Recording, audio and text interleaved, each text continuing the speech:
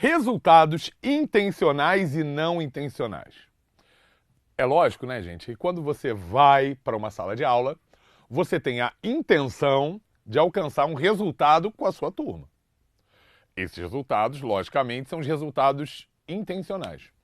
Mas concorda que na nossa prática docente, alguns resultados são meio que imprevistos e a gente pode acabar mirando numa coisa e atingindo numa outra coisa completamente diferente? Então, é lógico que quando a gente monta o nosso o plano de aula, ele tem as expectativas, que são os resultados intencionais esperados para cada encontro. Os resultados de aprendizagem intencionais são o foco principal do professor em sala de aula. Mas e o que se ensina sem querer ensinar e o que se aprende sem querer aprender? Que isso seria o resultado não intencional. Não quero ensinar isso, mas posso acabar ensinando.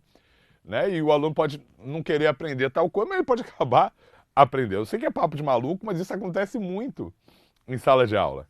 Muitas vezes os resultados não intencionais são os mais permanentes e significativos de aprendizagem.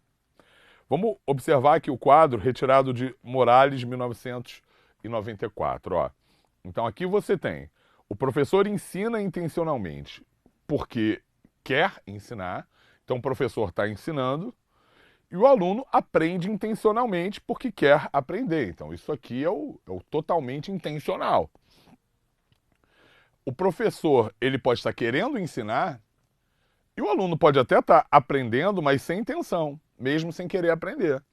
É o que o pessoal fala de aprender por osmose, né? Que até biologicamente estaria errado, seria aprender por difusão, mas não está querendo muito aprender não, mas o professor se esforçou, brincou, deu o seu jeito e o aluno acabou aprendendo.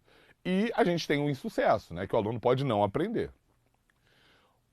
Uma outra gama de conteúdos e habilidades pode ser: o professor ensina sem intenção, sem pretender isso, mas ele acaba ensinando e o aluno acaba aprendendo.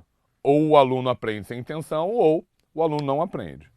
E por fim, não há professor, ninguém ensina, mas o aluno aprende como prática própria, de vida dele. Aprende como prática própria, mas tem intenção, ou não aprende. E aí é lógico, né, gente, que se a gente está aqui numa aula de didática, a gente está preocupado com o quê? A gente está preocupado com o que o professor ensina. O professor ensina e o aluno aprende. Como eu disse, o nosso foco principal é esse. É o intencional do professor aprender, o intencional do aluno aprender. Isso aí seria o mundo ideal. Mas muitas vezes a gente acaba ensinando não intencionalmente valores, habilidades, conteúdos, e o aluno pode acabar aprendendo. Então o professor, ele ensina intencionalmente porque quer ensinar. Áreas que ocupam nossa atenção consciente, dimensão formal, ênfase no conhecimento da matéria. E por que o aluno ele está querendo aprender? Área normal, processos habituais do ensino-aprendizado, o aluno médio estuda, trabalha, aprende, e aí ele está querendo aprender, ele vem aprendendo de forma direta esses conteúdos. Agora, mesmo sem querer aprender, mesmo sem querer aprender, o aluno pode ter problemas de aprendizado, de motivação, mas graças aos exercícios, às avaliações, ele acaba aprendendo.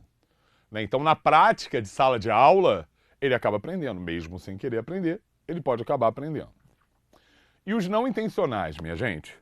Sem pretender ensinar ou sem se dar conta, áreas que podem fugir mais à nossa atenção consciente, dimensão informal, área de influência predominante, valores, atitudes, motivação, experiência de vida.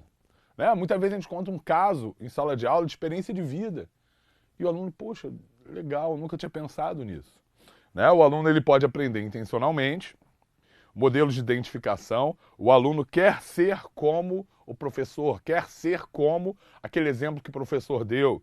Né? Ele se identifica, então ele vai buscar aprender e aquele dado juízo de valor, aquela dada habilidade que ele se identificou. A figura do professor o transforma em modelo de identificação. Muitos aprendizados importantes para a vida, valores, atitudes, condutas, se aprendem pela imitação dos modelos apresentados pela mídia. Né? Então você aprende um modelo e você quer seguir esse modelo, intencionalmente. Ou sem intenção. Você também, o professor ele não queria ensinar aquilo, o aluno também não queria aprender, mas ele pode acabar se apropriando também. Ensinamos coisas mais importantes que a nossa matéria. Como o que somos, com o nosso modo de relacionamento, com os alunos, com os comentários incidentais, o interesse e o desinteresse, a autoestima, as ilusões, são ensinados e aprendidos.